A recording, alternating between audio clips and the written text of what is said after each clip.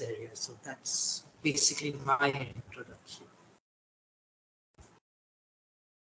That's fantastic. Thank you very much and welcome. Thank you for accepting our invitation to join the core group. I've just started recording, so I would like to ask everyone to keep your microphones turned off during the presentations.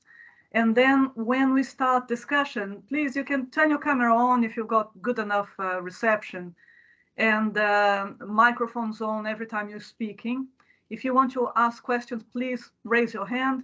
On the top of the screen, if you're not familiar with Teams, we've got people, we've got chat where you can write some things, and you've got reactions, which include raising your hand and so on. So now, without further ado, I'd like to pass you on to Upma Manral. Please, Upma. Thank you, Adriana. Thank you for this opportunity also, actually, because when I talked about gender aspects of conservation, I did not think specifically about wildlife translocation, but after having this discussion with you, I went back, I talked with my colleagues, I did literature review, and I realized that gender aspects is applied everywhere. So let me start with the presentation. Should I introduce myself, is it? Okay. Yes, please. Yeah. Do a proper introduction. Okay. Hello, everyone. I'm Upma Manral. I have been working at Wildlife Institute of India for almost a decade at various capacity as a researcher, as a PhD student. Currently, I'm a project scientist and I'm working in Ladakh, basically a trans-Himalayan area, cold arid desert. We are we are looking at high conservation value areas in 2 protected area landscapes of the region. We'll be looking at land tenures also. We'll be looking at wildlife values and giving management recommendation. I have also worked in similar to Subir. I have worked in Western Himalaya in Uttarakhand for almost 5-6 years now. I worked with people in Kedarnath Wildlife Sanctuary for my for my PhD. There I looked at human-wildlife conflict. I looked at resource dependence of people and availability, both in forest, both in the protected area forest and in the agroforestry system. I have also worked with, as volunteers or for my own research grants from Ruford and Conservation Leadership Program. I've worked in outreach activities also with school students, with college students and local communities. I have particularly worked with women, understanding their role in forest conservation in the Western Himalaya, understanding their role as a community or as an individual. And also after a natural disaster in 2013, we also worked a little bit towards the welfare of women in the region. At the Institute, in different projects, I've been involved in capacity building of forest managers, IFS officers from Indian Forest Services. I have supported my project supervisors in organizing meetings or trainings. Recently, we are about to begin another training next week on human-wildlife conflict management. So I have been involved in capacity building of different stakeholders in wildlife management, particularly human-wildlife conflict mitigation and management in India. Now I shall start with my presentation. It's a talk actually. It's unlike Cali, my work is not solely my talk is not solely dependent on my work. I had discussions with my colleagues who have worked in translocation operations, and also people who actually didn't work in wildlife translocation, but they worked in the areas where translocation is proposed, and that's what I'll be talking about today. While Upma sets up her presentation, I just wanted to say that I saw Upma's work during the ICCB in Rwanda in December 2021, where we were also presenting. And I just immediately got in touch with her and invited her to talk about these issues. And then I was reading the work of Kali as well. And we included some guidance about gendered perception of gendered issues in the guidelines. But it's an area that is underexplored, and this is why it's fantastic that we're having this discussion today. Upma, did you manage to, or if you want to share your screen, or do you prefer if I?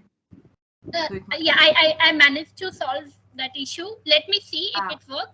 Else, I'll come back to you. Yes, thank you for asking. Go ahead. Let me see.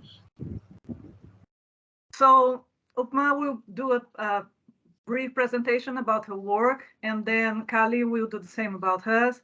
And then we have half an hour to discuss with your experiences. Would like to hear within the context of your research or your work, everyone who is here today. And we'll be highlighting key ideas so that we can pass on and share with our colleagues who are not here. But this is the whole point. So the starting point is their presentations, and then we have questions and discussions. Over to you. Thank you, Adrina. So I have shared my screen. Could you quickly tell me if the slides move? Did it move? Yes, it is working now. Perfect. Okay, thank you so much. Yes. So, as I was mentioning, that my talk is based on my work and some of the case studies or some of the work from my colleagues who have worked in different landscapes in India. And similar to like rest of the world, wildlife translocation in India has become a very important conservation tool. It plays the dual role, whether we want to improve wildlife population in certain areas or we want to do problem solving related to conflict related mitigation. So wildlife translocation has become very important in that aspect. However, at times when such operations are done in landscapes where human use is there, where there are local communities dependent on natural resources who encounter wildlife either because they are going inside the forest or because wildlife stray in human use areas, in that scenario it can lead to conflict, both perceived and actual. Perceived when people just the idea of having a big species, a big mammal in your backyard is scary for people, and actual when actually there are attacks on humans or there are incidents of livestock depredation or crop foraging. This can also lead to persecution of animal by local communities or by some measures that people have taken, like putting an electric fence to stop the movement of animal. However, in this whole scenario, we need to look at the women's role. And why do we need to look at the women's role? That's what I would try to talk about here. So across India, in almost all the tribal communities, all the rural communities who are dependent on forests, on natural resources, women, they are the backbone of local economies. They not only work in agriculture field, or they are involved in livestock rearing and taking care of family, but they are also involved in resource collection from forests, whether they bring fodder or fuel wood for sustenance, or they collect non-wood forest produce such as leaves, diasperous leaf, or flowers, or gum, or different fruits to be processed and sold in nearby markets. So women, they are very crucial for running the local economy in such region. And at times when men, they out migrate, they migrate to urban centers or they migrate to nearby towns for livelihood, women, they play the dual role in that scenario also. However, at times women, they don't have the land rights. They don't have control over money. So there are studies that have indicated that poor women, they are more dependent on forests compared to poor men. They work more in forests, they work longer hours to get same benefit as men. Now, also in case of, many communities, many regions, women, they tend to look towards primary livelihood strategies more because they lack skills, they lack qualification to, to get engaged into other various services. So there was this study where author asked men whether they help women or not, and then they said that it was regarding fetching water, and then the response was that it has always been done by women. It is their job to bring water and prepare food. We cannot think of ourselves doing these chores. Though the study is old, but still after a decade or more, things have not changed, and in many rural and tribal region, women are the primary workers in case of primary livelihood strategies. Thus, their role as primary players in various forest-based livelihood strategies, as primary workers in traditional agriculture, livestock rearing, and agroforestry systems, it, it creates situation where they influence the surroundings, the natural system, and they get impacted by various decision making regarding the same systems. So, like if we talk about Western Himalaya, women, they not only work for their household, but they also work towards welfare of community. I studied the self-governing local institution in the region, and primarily there are two: one, village forest council or gram panchayat, and second one, women welfare groups. Now, in case of one panchayat or village forest councils, they are the decision making body. However, the representation of women is very poor.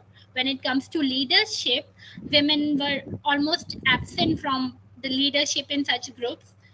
And also when it comes to, organizing meetings and taking decisions, women might be present during the meetings, but they didn't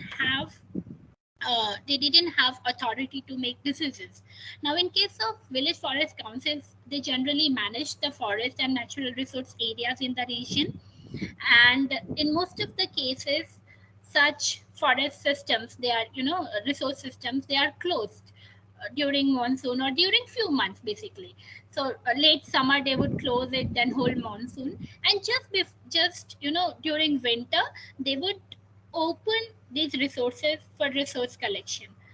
Now, women, they didn't have authority to speak much during such meetings.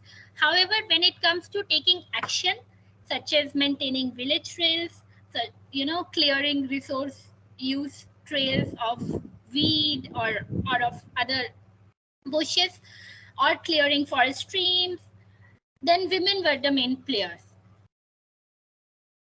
Now,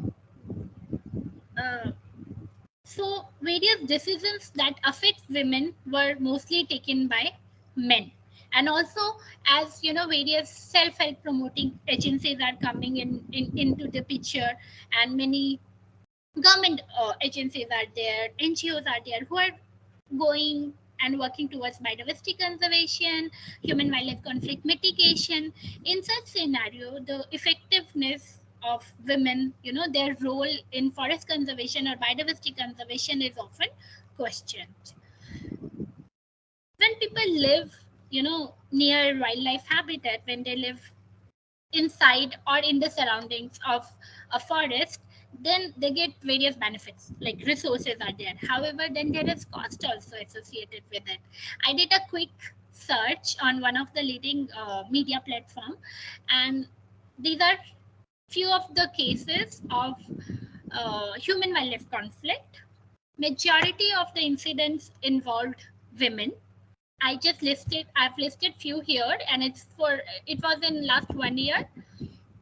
And if we look at it, then there are cases where women were killed by elephant, So because these are women, these are media reports, so this is the language that they use: women killed by elephant, women killed by tiger or leopard. Now, in most of these cases, they were working either inside the forest, collecting resources such as grass, fuel wood, or they were, working in their farms at the forest edge.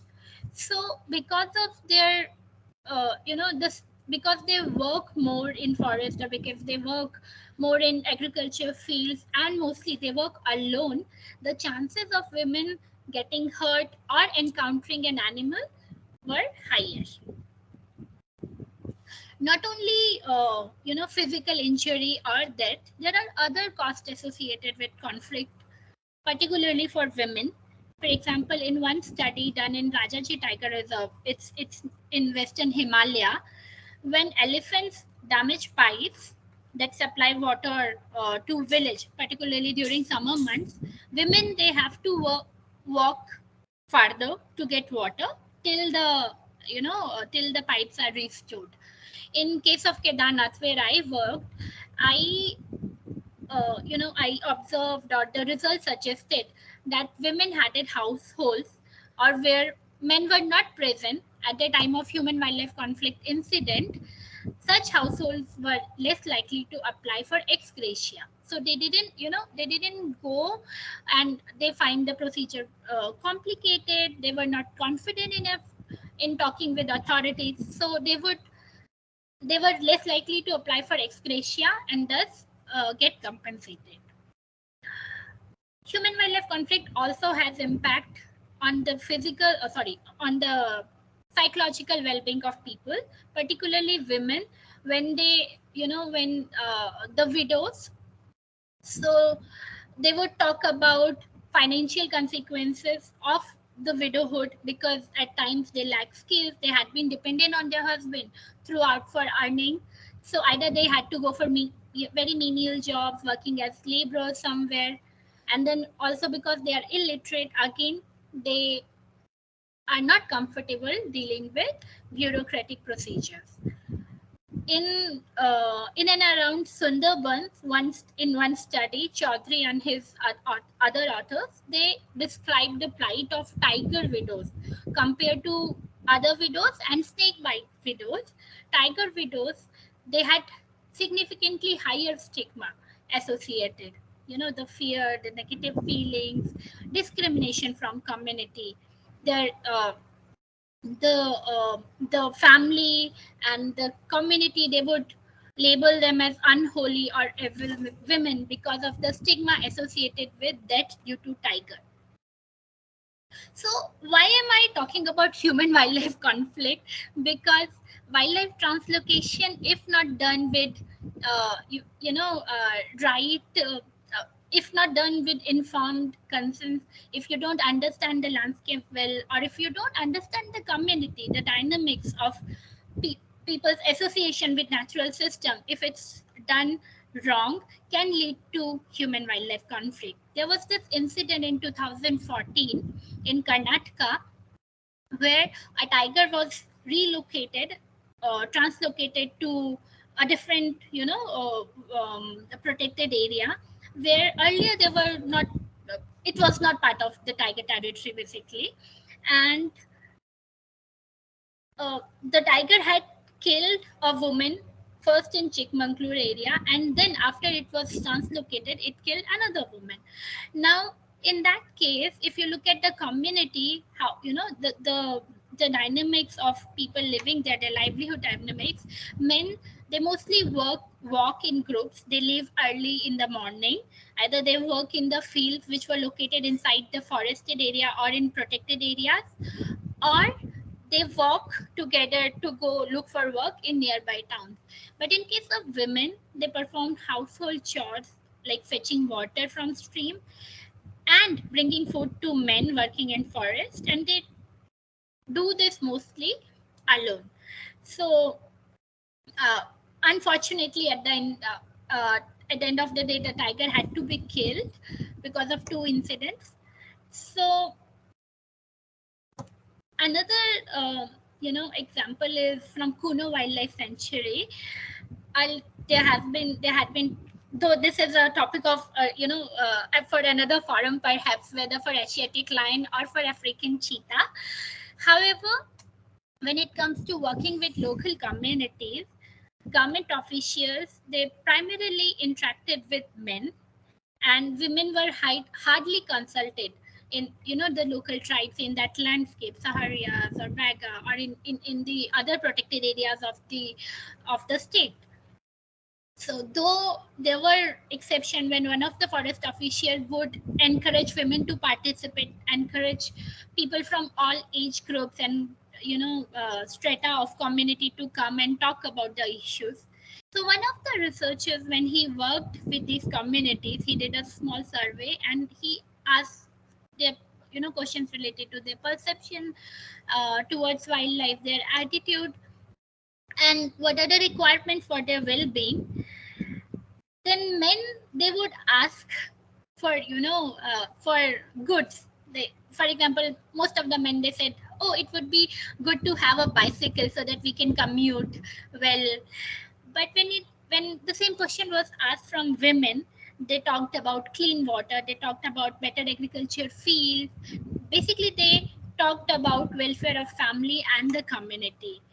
So the idea is that if there is lack of representation from women, at times the ground situation might not be completely understood. Women also worked harder in these areas, and they worked for longer period. Some women even started climbing trees or going inside forest to collect resources within a week of delivering a baby. So it's important that they are not alienated whenever a conservation decision is made in the region. There are other issues also associated with this. For example, open defecation is still a big issue in many parts of our country. And men, they, for them, time is not an issue as such, but women, they are expected to go early in the morning or late in the evening, basically during dusk and dawn. That could also be the time when, while certain cat species are active in the region. So the chances of them encountering an animal or getting attacked are higher than men. Also in many regions, men, they are associated with collection of timber or big wood. And also, for example, this point was raised by a friend from northeast India in one of the states. She worked there in Mizoram, and she said how men, when they are going to forest, they also have access to weapons. They generally go in larger party because they are carrying heavier woods, or also, though not allowed, but still people are engaged in wildlife hunting. So how men would have access to weapons also. But in case of women, they are involved in collection of non-wood forest produce, so they might not have enough. The safety issue is there, and at times they are also accompanied by children, which makes it difficult for them to be on alert, or to run away easily. There was another point. There were actually two different points related to self-help groups and livelihood improvement for women. So there are many agencies who are working for this. People, when they are working on improving conservation in the region, they also talk about livelihood alternatives for people who are dependent on natural resources. So in most of these cases, women are preferred because they are there to be involved in such activities. However, in most cases, money or the decision making is controlled by men at home. So in my field site in Western Himalaya, I found that there were almost 95% members were women. However, most of them were depending on their husbands to make decisions. Some women who dropped out of the groups had to drop because their husbands were not happy with the time that they were giving to the group, or other activities related to the group. There was another incident. Actually, this was told to me by a friend who had been working in one of the tiger reserve landscapes in India, and they work in community welfare and particularly with women, and they were thinking about starting self-help groups and livelihood improvement activities. Then they were told about this incident that happened with the women of the region.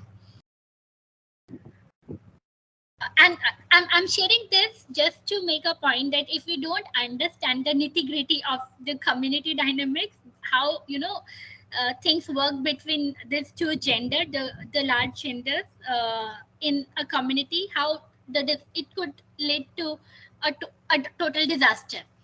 So women, there were one group who encouraged women to get better breeds of livestock, to to learn some skills regarding handicrafts, and the group supplied financial support, gave financial support to women.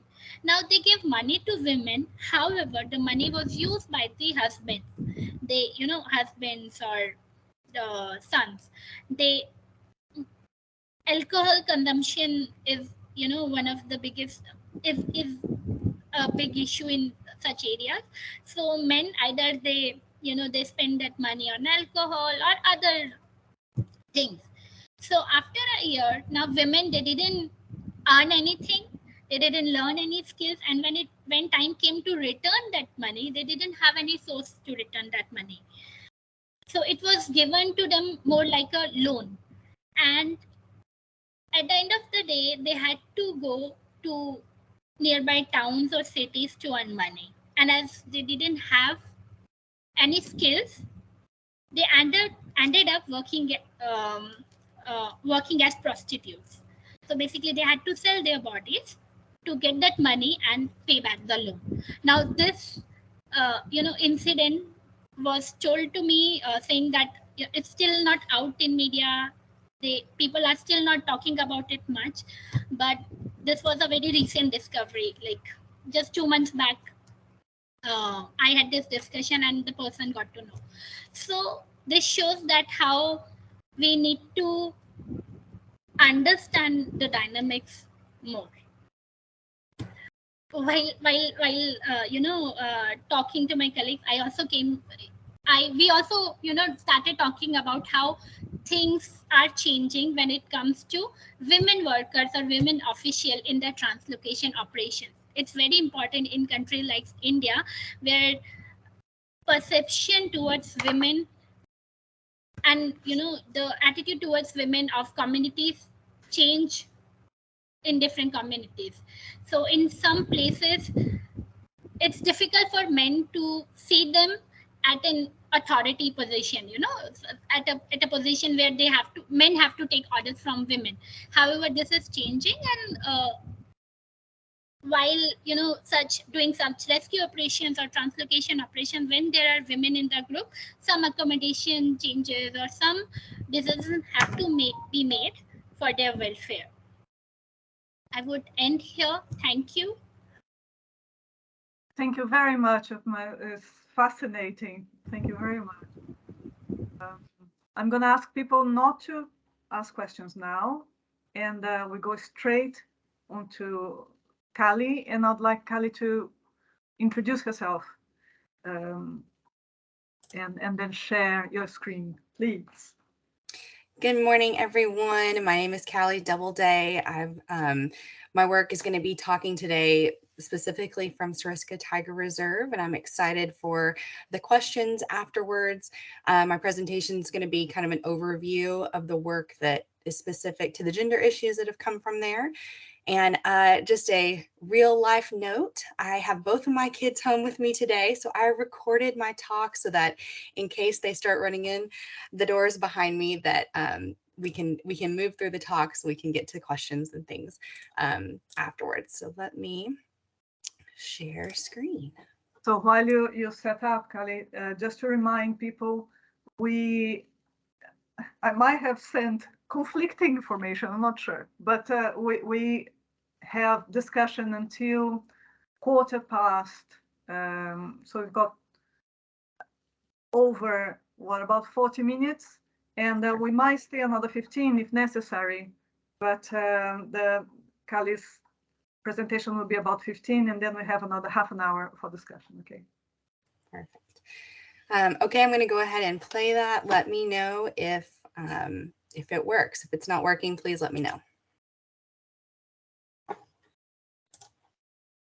Thank you for having me. I'm going to talk about part of my work in Suriska Tiger Reserve that unintentionally and completely participant-driven led me to focus or refocus on gendered issues participants brought up over and over on their own. In 2001, Suriska was reported to have 22 tigers. The last sighting was sometime in November 2004. The official announcement came out in 2005 that Suriska was undisputedly tigerless. In response, the Forest Department relocated 3 tigers from Rantham Boar Tiger Reserve in 2008-2009, and this was the first tiger reintroduction in the world. Now, there are around 25 tigers in Suriska. In 2008, at the last census reported, there are around 29 villages inside Suriska itself, around 1,300 people, a little more than 30,000 livestock, and over 40 villages adjacent to the park. Of course, that number has gone way up since 2008. As you probably guessed, most people rely on livestock for their livelihood, as primarily that looks like milk production from domestic Asian water buffalo. So my research all connects the changing relationships between these livestock dependent people and tigers through the previous state of coexistence, then tiger loss, and finally tiger reintroduction, and the consequential human-tiger renegotiations over space. Just my observation, interviews, and walking tours all informed this work, but the main source of data are 52 focus groups that I did across the study area, which I simply cut into 4 quadrants. To capture the diversity. Really what I was looking for was diversity of human-tiger cohabitation across a plane of spatially irregular removal, of tiger reintroduction, and ongoing tiger mobility. So over 3 field seasons conducted 13 focus groups per quadrant, with 32 of those being mixed gender, so men and women. You can see those, the black dots there on the map. And then in addition to that, you don't see 20 women-only focus groups that I did in 2016, 2017 that aren't there because of the sensitive data that was collected. I also just quickly volunteered as a wildlife rescue team during all my field seasons, helping to relocate over 100 animals and grow rapport with the community through involvement with a loved and established local NGO. Back to focus groups, I am trying to get a range of experiences through the phases of reintroduction. So age is the heterogeneous element used to stratify those focus groups. This allowed for generational disagreement and insight into how tigers and conservation in Suriska are perceived over time and by different generations.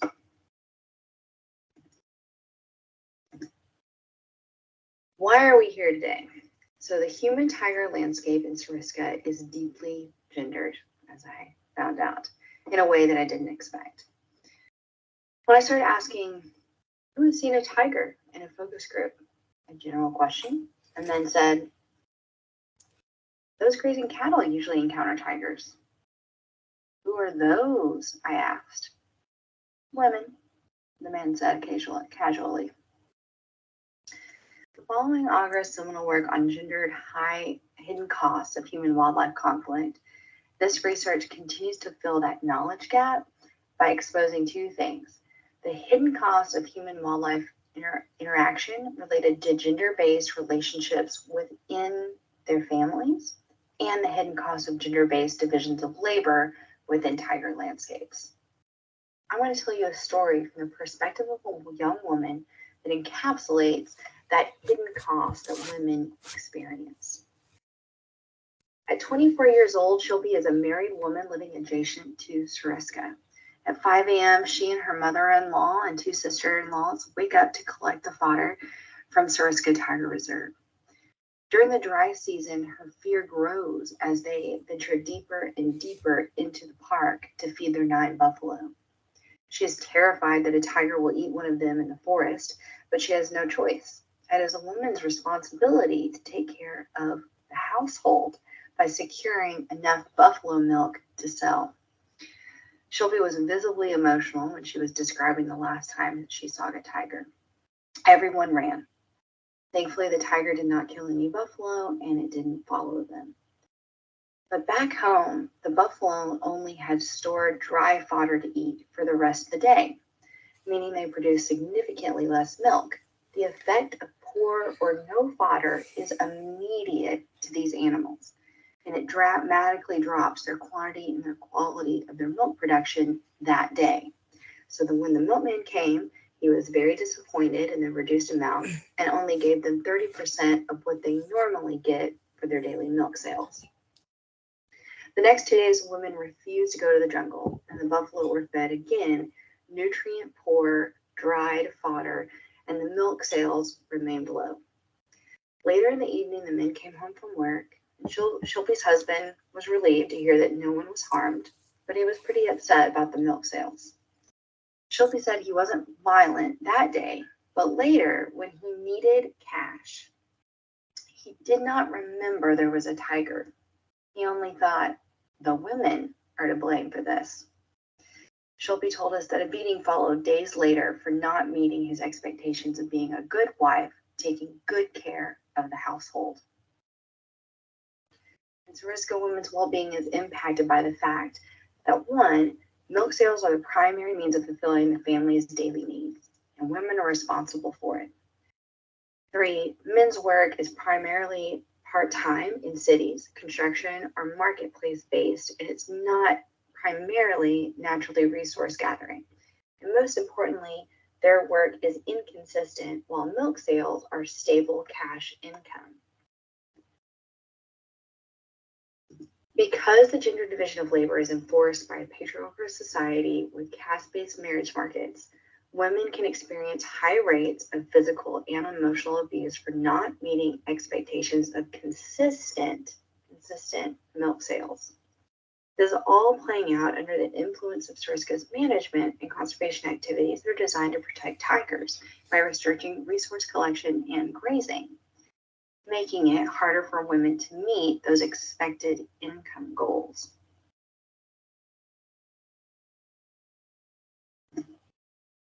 Essentially, the major reliance on milk sales means expectations are high and any disruption in milk sales may incur mistreatment. So many studies have traced domestic violence against women in India to alleged failure of a wife to fulfill household responsibilities and obligations of a good wife. In Suriska, this happens when women don't bring home sufficient milk sales. So this data reveals women's fear and well-being while cohabitating with tigers is not solely dependent on fear of lethal tiger encounters, but intensified by pre-existing socio-ecological contexts such as domestic abuse, the dowry system, and anthropogenic degradation to Suriska.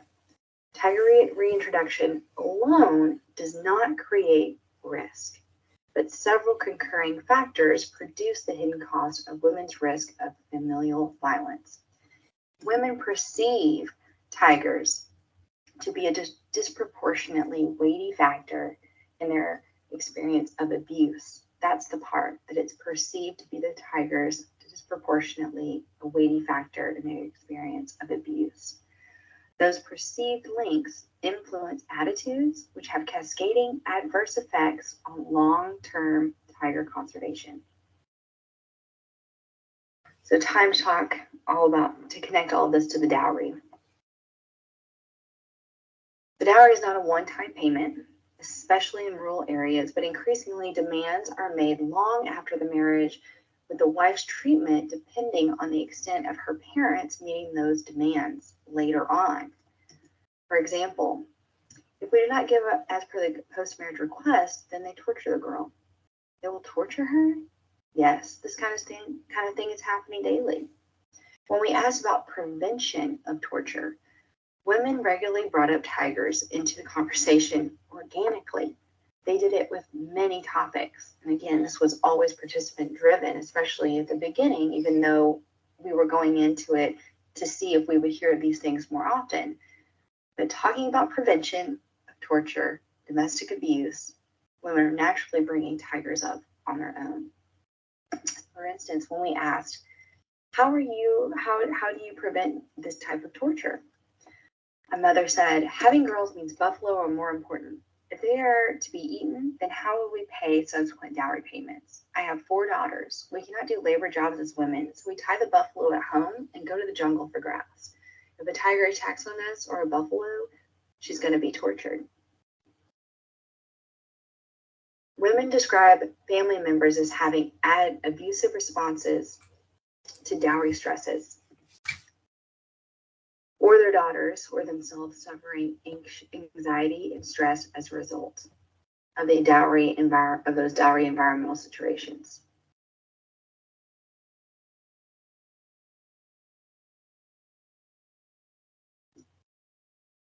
Participants repeatedly brought tiger attacks into discussion about dowry as abrupt and insufferable events that could lead to an inability to fulfill dowry-associated payments, leaving their daughter's treatment in the balance. Again, remembering that even the daily small income from milk is influenced literally in a day. In 2014, 2015, I never brought up dowries or gender, but it often came up.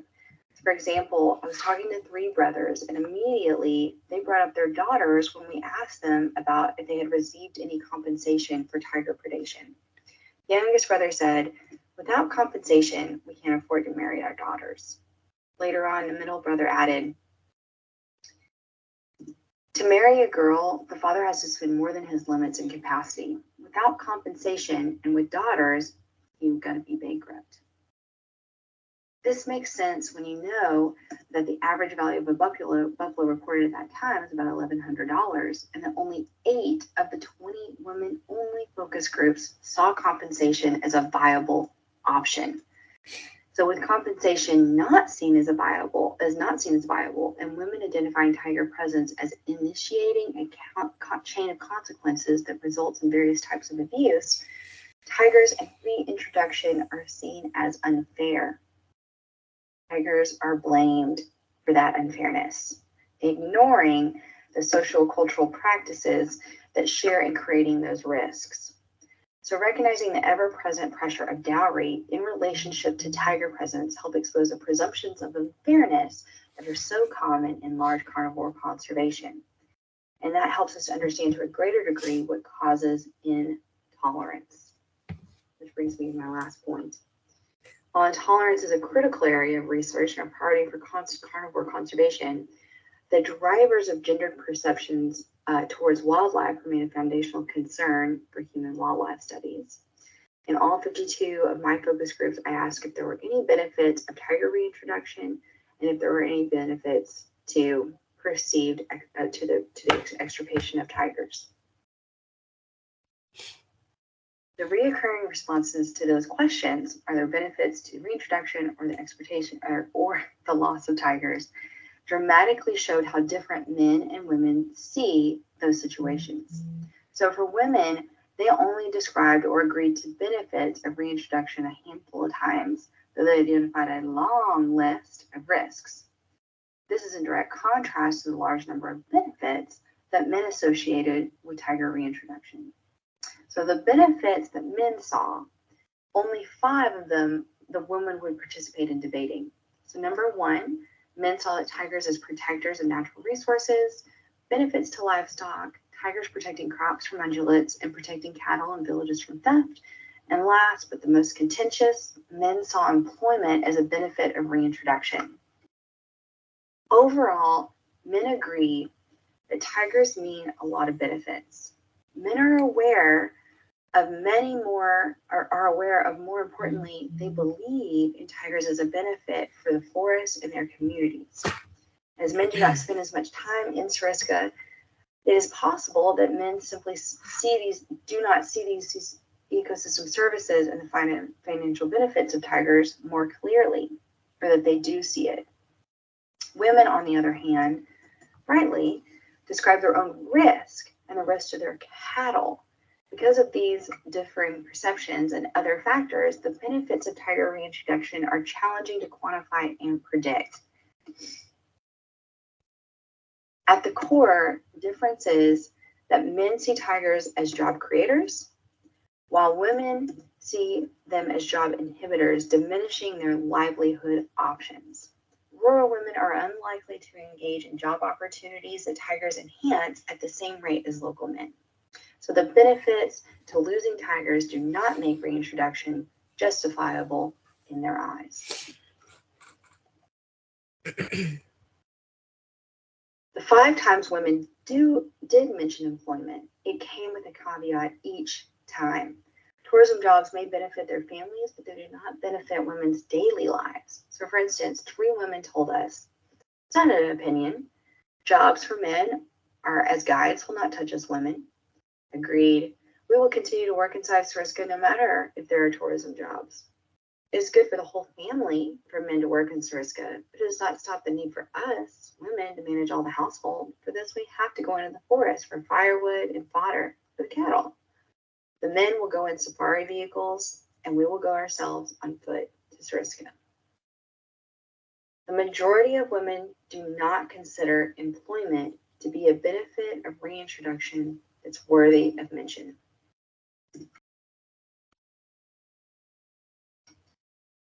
Why is it important?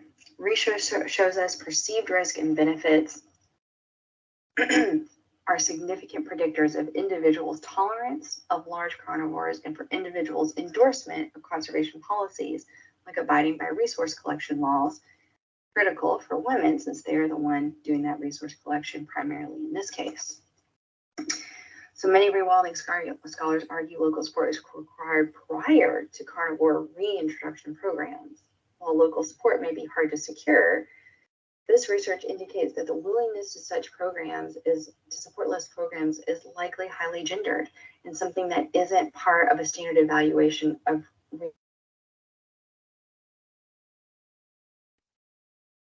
need for increased awareness for long-term benefits of tiger presence and the long-term negative effects of permanent tiger loss to women need to be highlighted.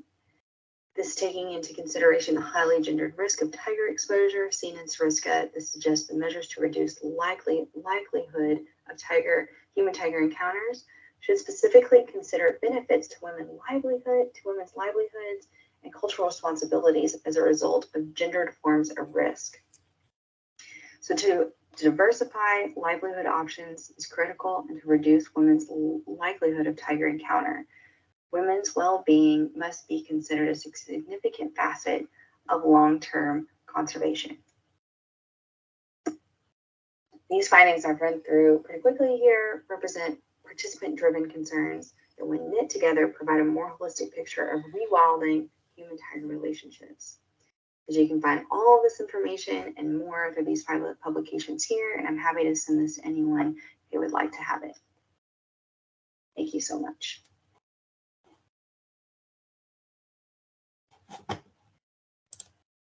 That's excellent. Thank you very much, Kelly. You're welcome. Maybe you could share the list of publications here in the chat, but we can share with people as part of the report as well. Okay. Fantastic. Thank you so much. We're so lucky to have both of you here talking about the lot of intersection points between the 2 presentations. And I'd like to open the floor for questions, please.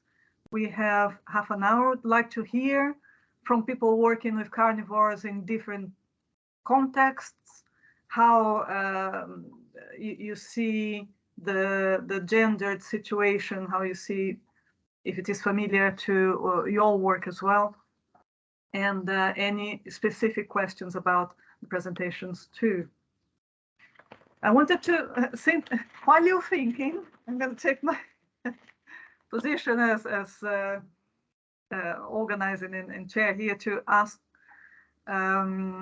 Actually, I'll ask both of you, but Upma, you raised the issue of women being illiterate, or many women being illiterate.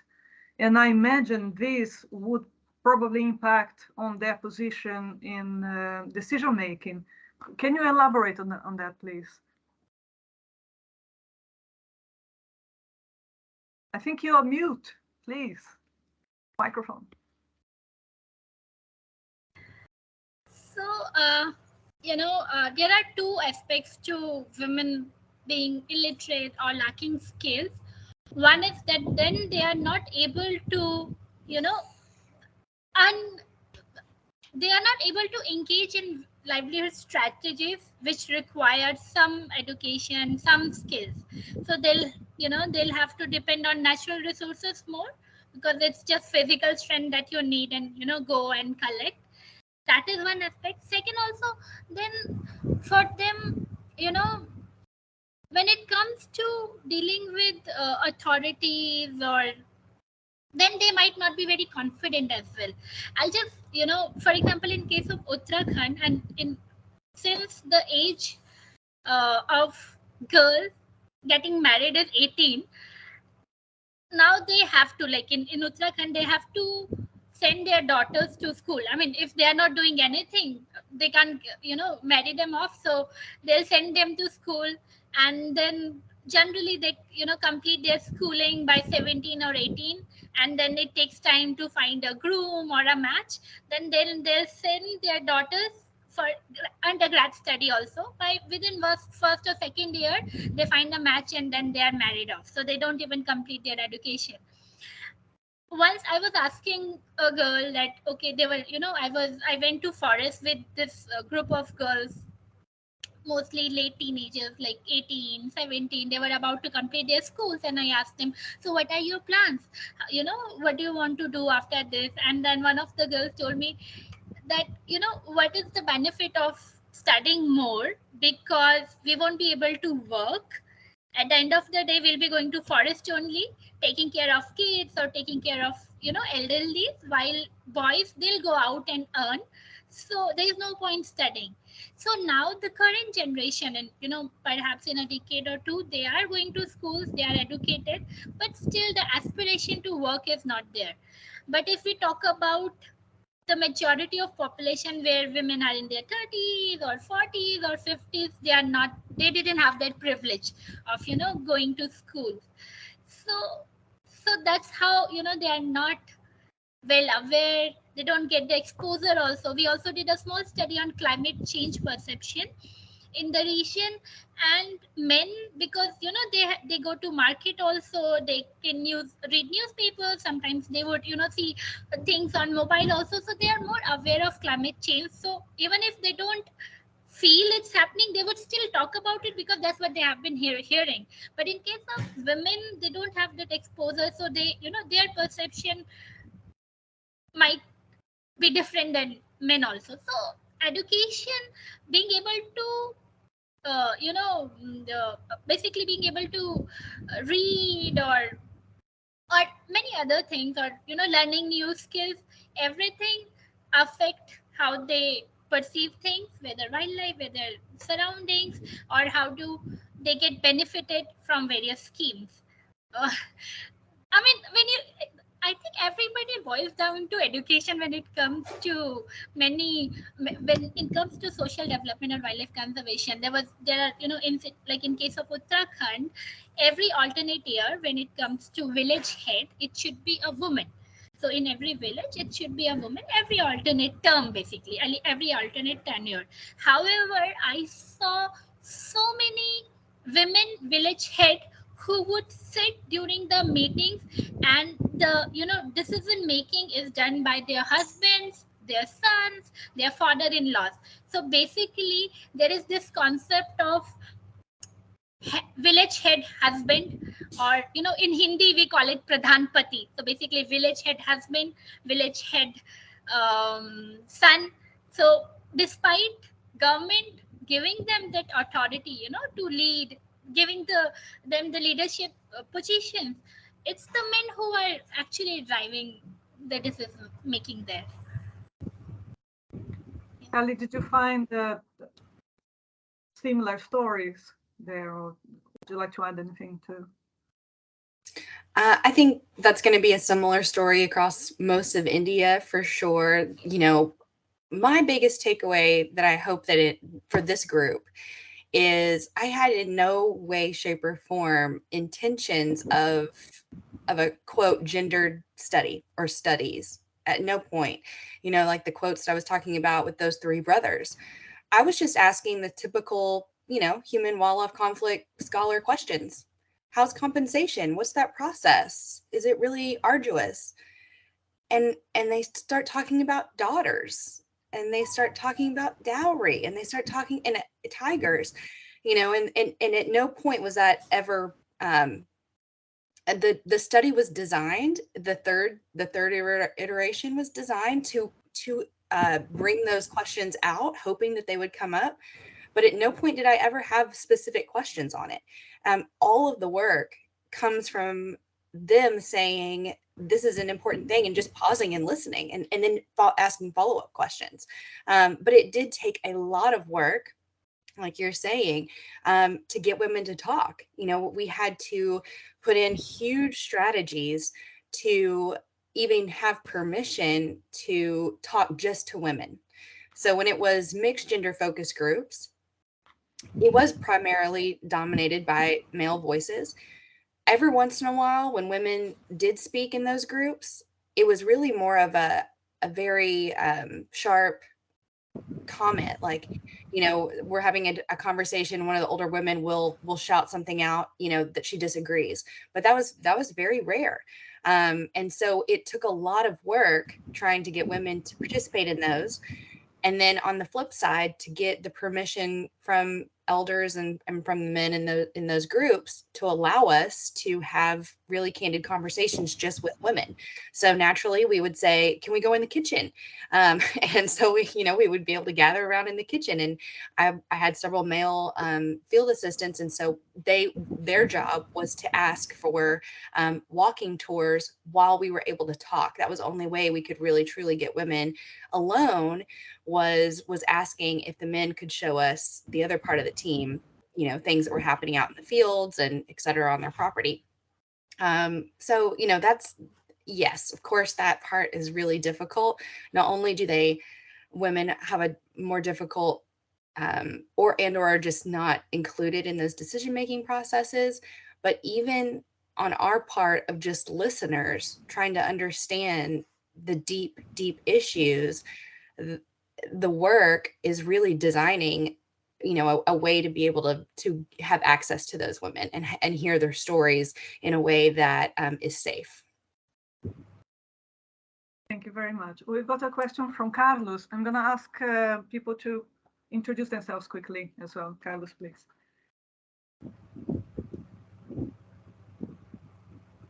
Unmute yourself. Sorry. Hi, I'm Carlos Ruiz. I work in Brazil. I'm from northern Rio de Janeiro State University, and I work with the Golden Lion Tamarin Conservation Project. I have worked for 30 years, more or less. I'm sorry, I missed the beginning of your presentation with trying to connect. But I mean, you both present these things that, you know, I was listening to your talks, and it's like, wondering, is there a way out of this? I mean, because this is our long-standing cultural patterns, you know, and of course we want a way out of it. You know, you want to see I'm going to use the term social justice here because it's what it seems like it's needed. But so, you know, when you think about the human dimension aspects of any conservation project, I mean, this is certainly a huge one. If you're going to be a conservationist and you're going to go in there and try to do good for tigers, let's say, you know, or for any other conservation, you have to include this. So I wanted to know, I mean, some suggestions. I mean, is it just a matter of paying more for the buffalo in the case of Cali, you know, so the full compensation of the value of buffalo is, will that make it easier for or at least take some of the pressure off the women, because they're, you know, if if a buffalo is predated, or will that just create secondary order problems making if you make the buffalo really, I mean, the compensation, or will there be other forms of social compensation that you could start, even though you're just doing wildlife conservation, you could start chipping away at the social injustice at the same time? Do you have any ideas, Amiga? Sure. Yeah, that's always the end goal, right? What do we do now? Now that we have shed some light, this is just one case study, one area, but to me, what my research studies are there for is in part to lead credibility to things that are already moving on the ground, and to give credibility to those things, which in this area, number one is more support and resources, and just a institutional support for stall feeding. So instead of obviously having to take buffalo or women going on their own into the forest to collect that fodder, to the forest department is working on those things. And this kind of study says, yes, there are good reasons for this, more so than are just the obvious. So let me show you the deeper reasons of what happens here. So that's one. And then also number two, I think it's powerful for NGOs that are working specifically on social issues. Domestic abuse obviously is a big one, that they can take this type of information that seems completely outside of their norm, because tiger conservation, any conservation of endangered species, it's powerful, right? It's a powerful message. It's a powerful tool that I would love to continue to work and try to get that in the hands of NGOs who work on those social issues, to say, we need support to work on these social dynamics, because believe it or not, domestic abuse and tiger reintroduction are linked. Believe it or not, the success of these very, very expensive reintroductions, that cost millions of dollars, are linked to the dowry. These connections, I think, are really important to get those messages out, to help with this long term. Yeah, I feel like, long term is a way to go, but I almost feel like something has to be done in the short term for the women in these communities. Long term can be too long term, but it sort of needs like a big intervention on the social aspect of it, and But I don't know. It's one of the things. It's I always felt like if it's cultural, you can change it. The problem is when it's biological, But if it's a cultural pattern, well, you can change it. That's it. So what can we do to do this and benefit both? I wanted to do a follow-up question, Callie, and I remember, I think it was from one of your papers, you're talking about the responsibility of the researcher, and the fact that you can't be, the need to be active in when you are doing your work, your conservation work, or your work in the introduction project. And if you want to talk a little bit about more, when you arrive in a situation where you can see the imbalance and the injustice as a researcher, what is your power? What activist position can you take? I think Monica wanted to ask a question. I'm looking for my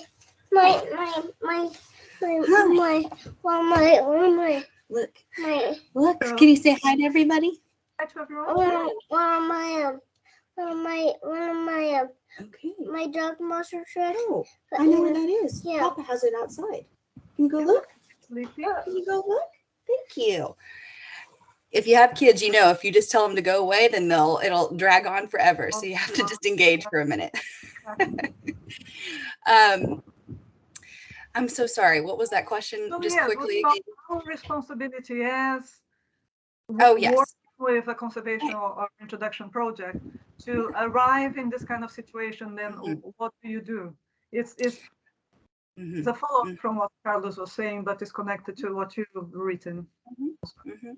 Well, number one, I'm going to repeat myself from earlier today, because my biggest, point to this group again is that I could have easily overlooked those small handful of comments the first time that I sat down with a group when I was there, and done more of the standard project and research questions that human wildlife conflict studies do. But those few tiny little comments that brought women into the question in a way that I had never considered before, that's when we have to stop. We have to stop and we have to say, what do I want versus what's important here? Because what I wanted at the time had nothing to do with creating this entire research scope that included, a gendered aspect. I had no intentions of that.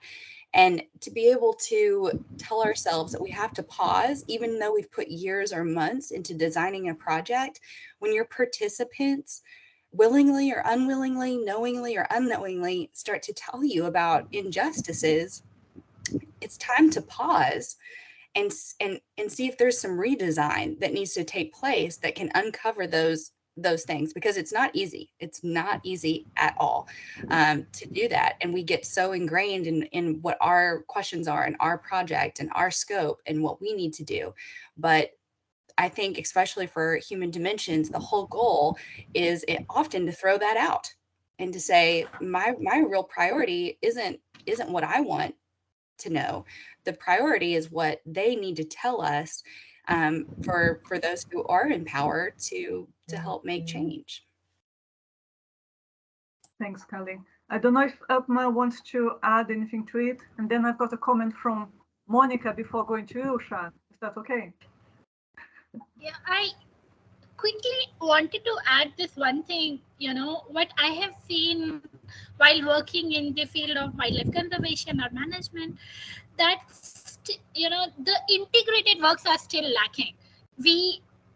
There are people who are working wonderful work with communities living in wildlife areas, but when it comes to wildlife decision making, the bigger projects, for example, reintroductions, their community, authorities will go and work with local communities. They'll work on trust building. They would try to, have trust building exercise with local communities, listening to them.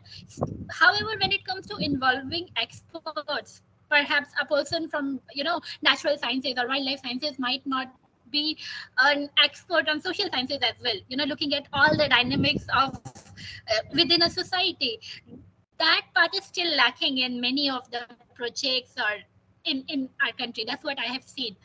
So, like in case of if we look at that, you're working on reintroduction of tiger, but what are the social aspects? If you are working on reintroduction, you are working on translocating people, rehabilitating from them from the wildlife areas to outside, then what all aspects should be looked at?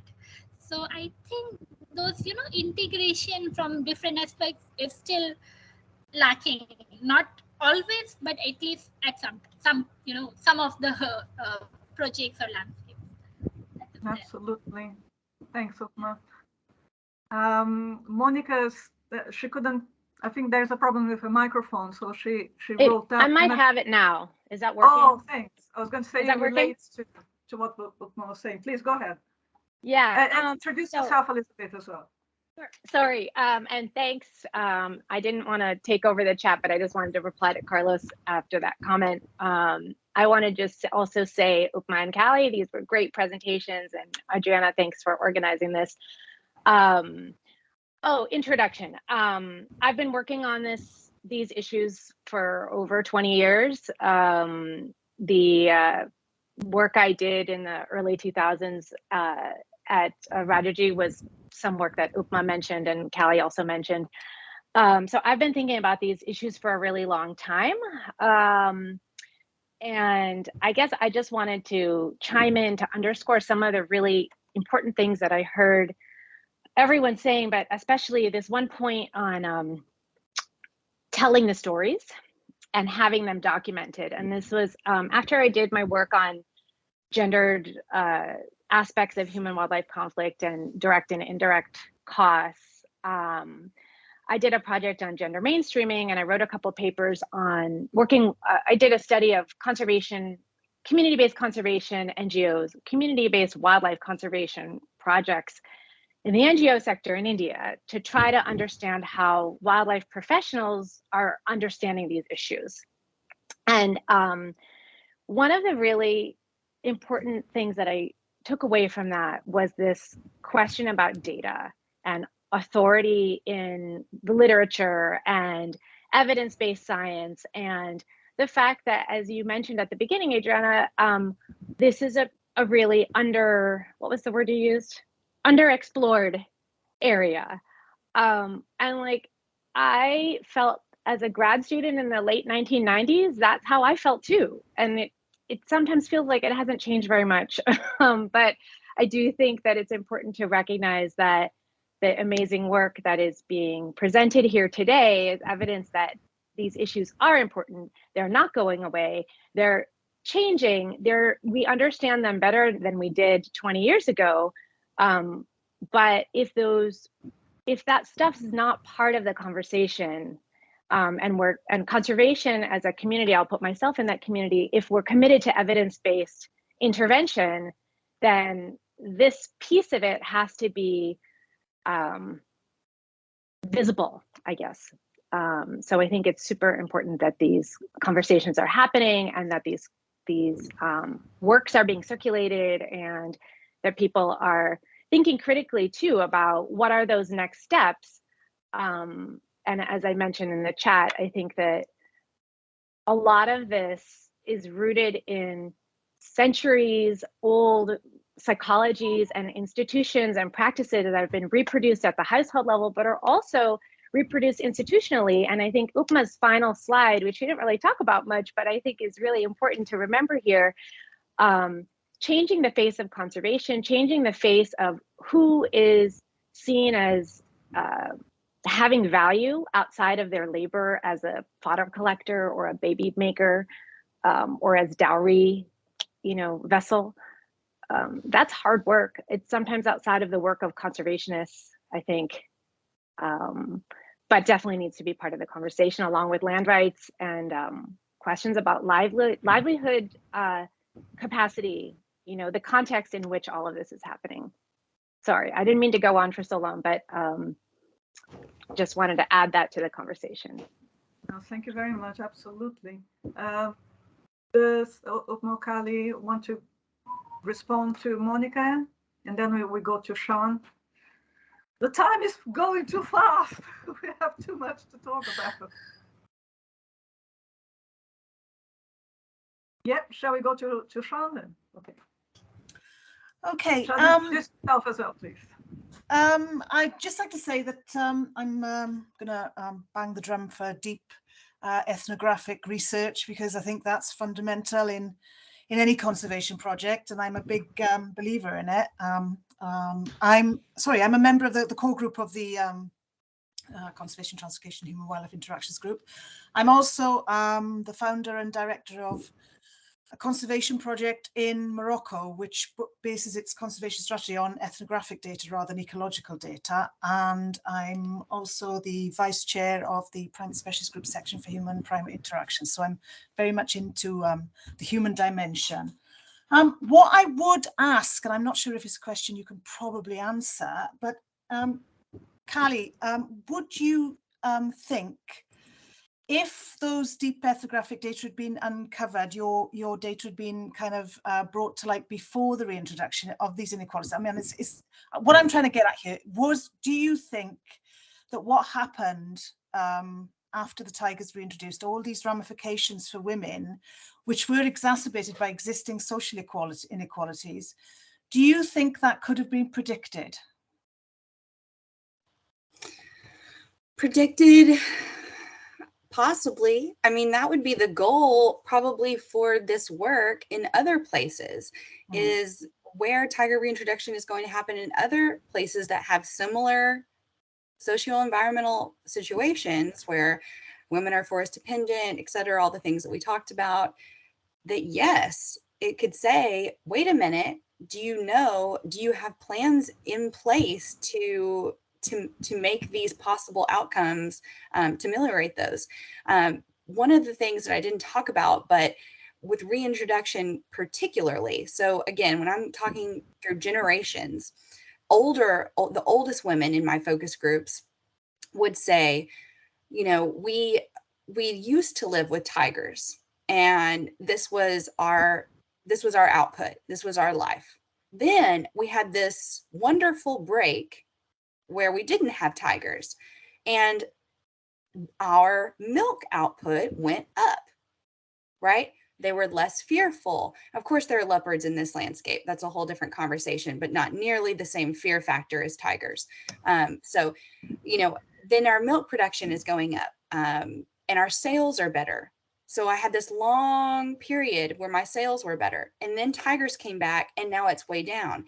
And the older women talked about this, trying to reiterate to their husbands and their families, listen, the situation is different now. Our milk sales aren't the same, but men holding on to the same expectations when there were no tigers to now when there are 25 tigers again.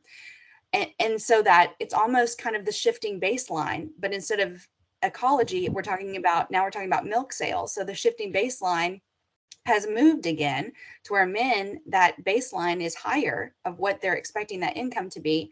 And now it's lower again. And so, but they're not experiencing tigers in the same way. So they don't understand, and they just don't accept it. They don't accept that change. So yeah, in terms of prediction, I would say that I hope that this work as a group would say in places that are similar, when we're working to do this. I mean, I am pro reintroduction. Man, that is a hard thing to say. It is a difficult and weighty comment to say that. Very weighty and very difficult. But with work like this, I think there's room to say, here's some of the things we should be looking for, and they won't look the same in locations. They'll look different, of course. But if we're not looking at these very deep-seated, comments and those deep-rooted intolerances, then we're not going to get anywhere. Thank you. Thank you very much. I wanted to ask, before Vanessa Canan made a comment, active listening is so important. So thanks, Vanessa, absolutely. Before I go to Jake comment here, I just wanted to ask Upma, what do you think? Do you think we can, with more of a conscience about the gendered issues, we can arrive at a place that has had this kind of unbalanced participation in or representation, let's say, isn't it, in decision making and the economy, arrive with a reintroduction project with a different perspective where we are including women from the beginning somehow, because it's not easy in a patriarchal society, as we know. But can we arrive at the project with this in mind and make a difference to the benefits that the project might have to women and the attitudes that women might have towards this wildlife being reintroduced? Do you think it is possible? I'm asking Upma first, and then maybe Kali can. Yes, I think it is possible. Like when, like in case of India, when so many protected area landscapes are not devoid of human presence, local communities depending on resources, you do need to look at people who are actually getting affected. It's not just one village or one, community. It's people within that village, what strata. So women, because of their social status in most of these regions, are already in a at a disadvantage. And if, as Kali showed, that they were at more disadvantage because of domestic abuse that increased, and men, they didn't think about how they were getting affected more. So it can be done if if right questions are asked at the right time. So there was a time when conservation decisions were or management decisions were taken by alienating the community, and the time came when people, the managers, they started recognizing, the decision makers, policy makers, they started recognizing role of local communities in conservation. But I think now it's high time that we also look at that within that community, within the village, who are the ones who are getting more affected, how to bring that the integrate all these issues more with that is there. Also, I would like to add one thing, that whenever we talk about projects, conservation projects, or implementation of various projects, there are most of the NGOs, government agencies, when they work towards social development and biodiversity conservation simultaneously, they think about projects which are incentives based. But I still see a lack of behavior change, efforts to bring behavior change. Once the incentives are stopped, people go back to their, what they had been doing earlier. So it same.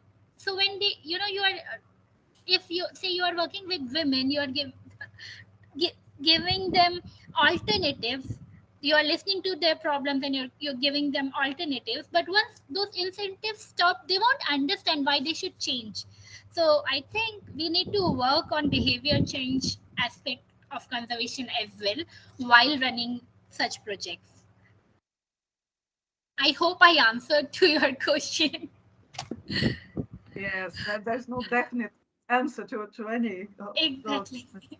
I'm very aware that we are in our last minute, and oh,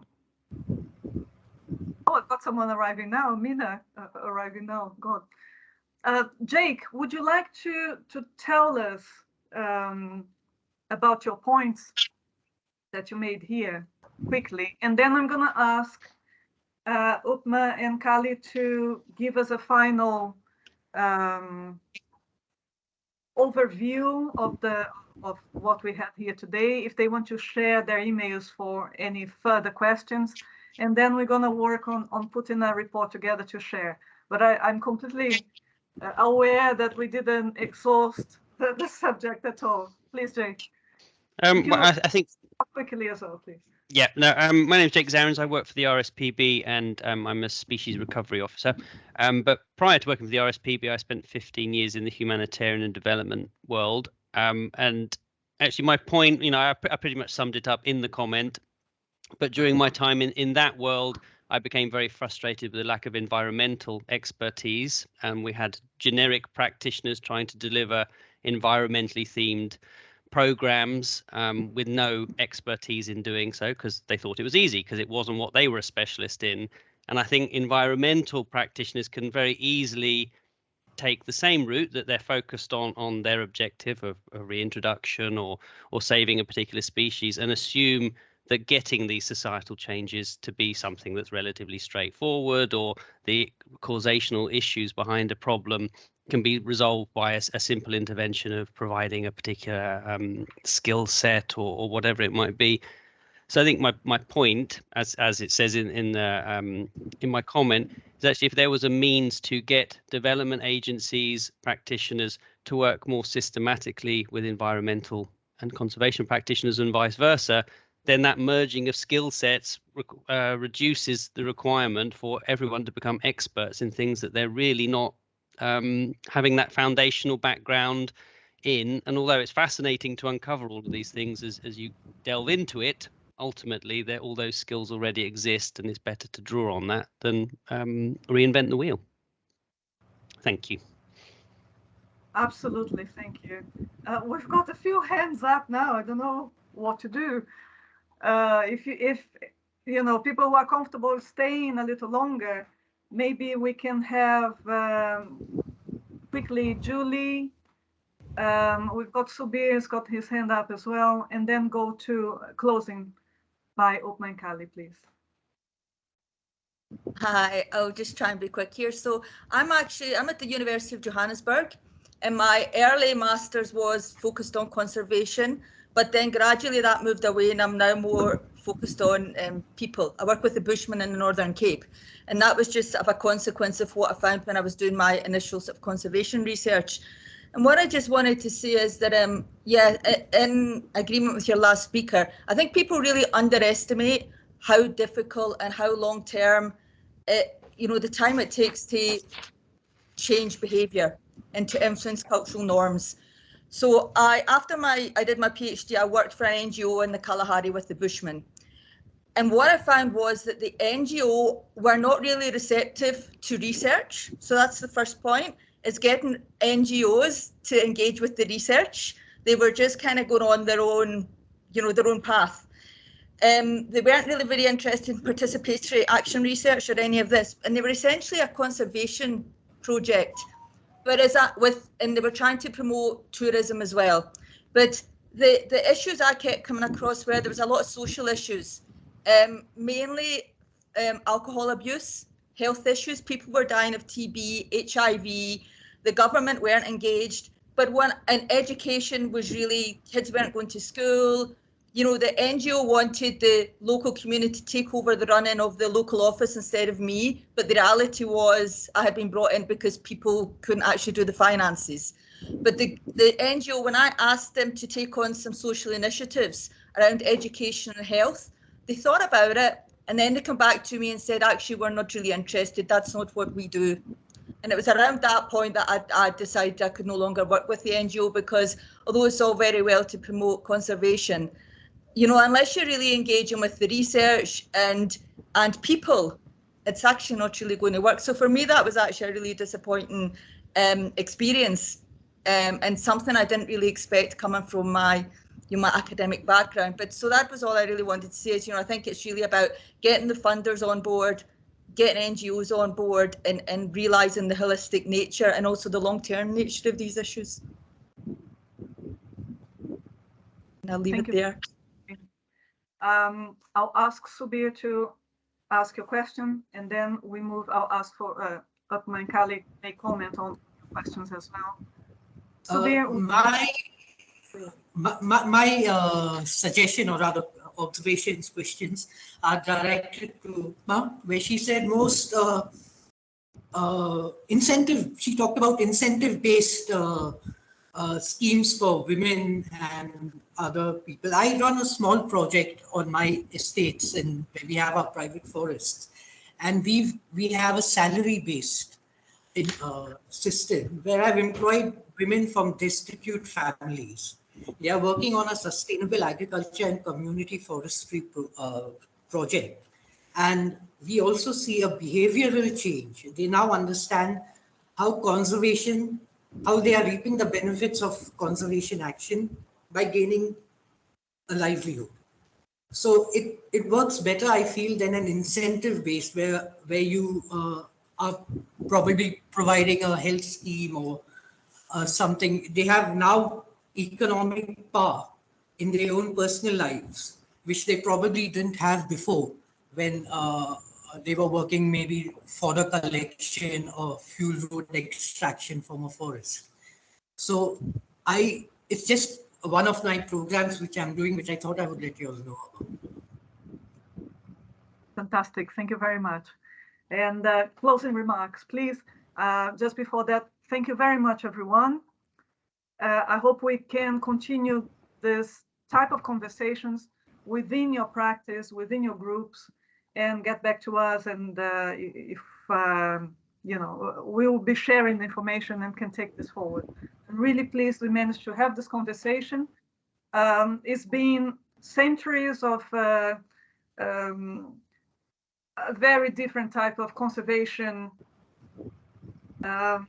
attitude, isn't it? Approach, where it came very much from a model of patriarchy and of up-down, and I think we are trying to change it. It's going to take a long time, and it takes this kind of discussions, hopefully. So, thank you very much, both of you, Upma and Kali.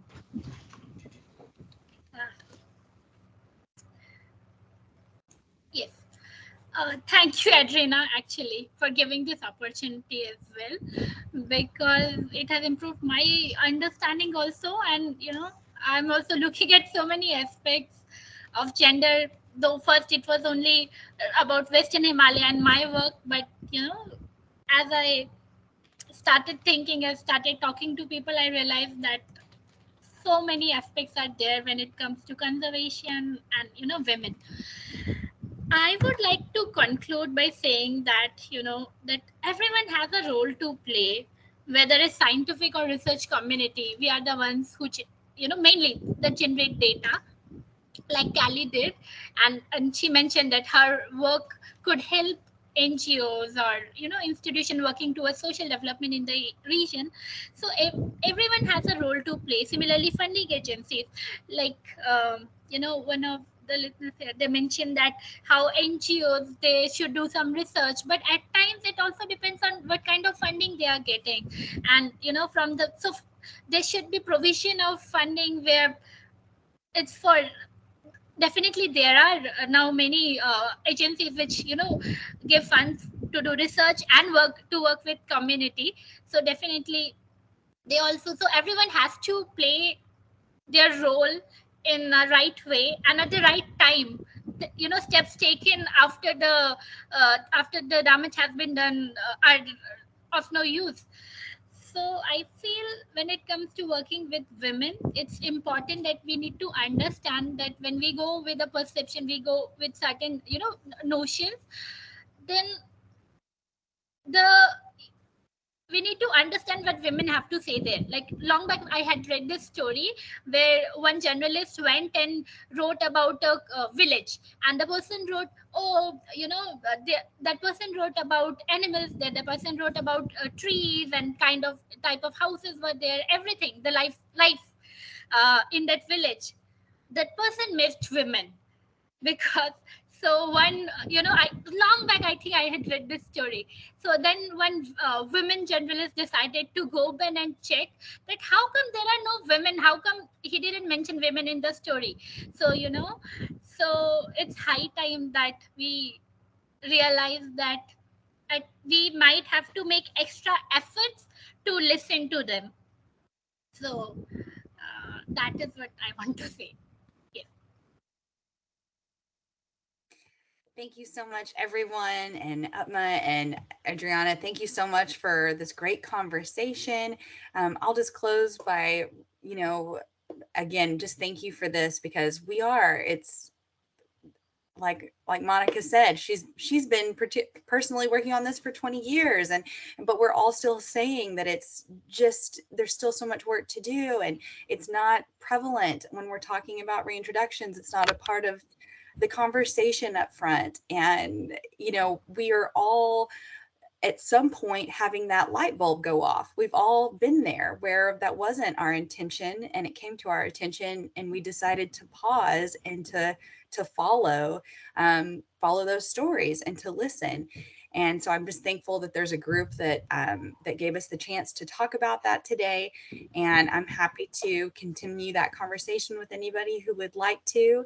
And I hope that there's some meaningful impacts that come from it. So thank you, everybody.